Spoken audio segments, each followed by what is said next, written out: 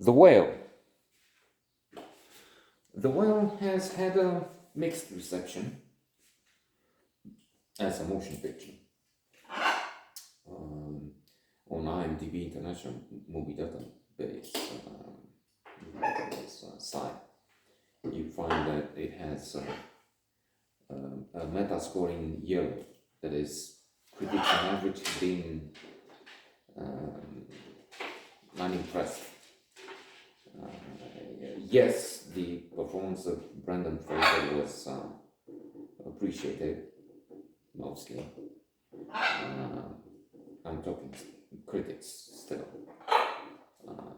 But the storyline, the whole project was not a tremendous success in that corner there. Now, about the Academy Awards and the awards circuit, if you will. Trainer, the performance of the comeback kid, Brendan Fraser, has been appreciated and eventually Trainer recognized with probably the most deserved trophy of all, the Oscar for Best Actor in a Leading Role. The artist talked about the lifeline that was given, thanked people, just like the other the fellow who got the Oscar for Best Actor in a Supporting Role. They've been together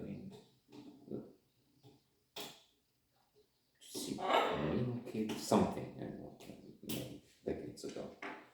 I didn't like the other one. First of all, Everything Everywhere All at Once, really. I'd seen 15, 20 minutes and then The Goodbye Girl. Not my cup of tea. Clearly not just a good movie, next on one and one to watch, but then what can you do if you're challenged? You have to make sure your own limitations. Then, so how to like something Robinson? And in fact, you seem to dismiss as not really worth it for you, not for everybody, not for anyone else, perhaps. But then I didn't also like the style. I'm still talking Best Supporting. The way he misbehaved again for me. It seemed pathetic and emphatic. And again. Now coming back to The Whale. Yes, the story is compelling. Not just most of the time, almost always. I mean, you have this extremely obese man who's going to die. I mean, he's so obese. He's not just 10-20% over. We're talking that BMI index.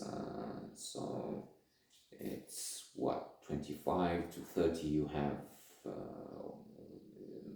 extra weight, over 30 obese, but then this fellow is a few times the mass. He has a few times the mass he's supposed to have, so that's exaggerated.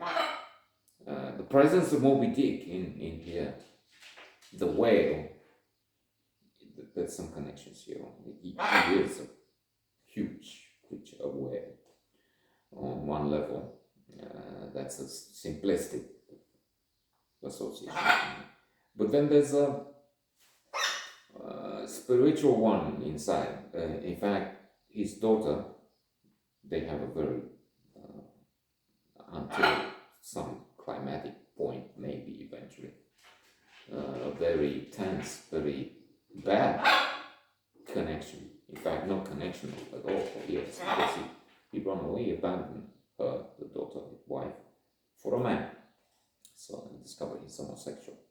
Lived with that man, and then the man died, and poof, this is the moment when he in fact went into a process of self-destruction, eating it as much as possible, and committing a sort of a suicide over some time. Despising himself, so that quite a few feelings, emotions in that. The daughter has this essay Homo Mobile, and she seems to, I don't know if completely reject the masterpiece, but she's taking some distance, and I like that because I don't see much, I don't see anything for me really to make me read it. I mean, I took it on a couple of times, maybe 3 times, but didn't go past. Let's get on board that ship, quick, let's meet Ahab, the obsession with Termina, and so on. So, yes, we clearly see value here. It's still a depressing narrative. Static. It all takes place mostly, not all, but mostly takes place in this room where we have the whale. We watch him struggle. We admire him for some of what we see, some strength, some determination. We feel pity for his humiliation, his misery, his pain, but then it's not one of the best films of last year.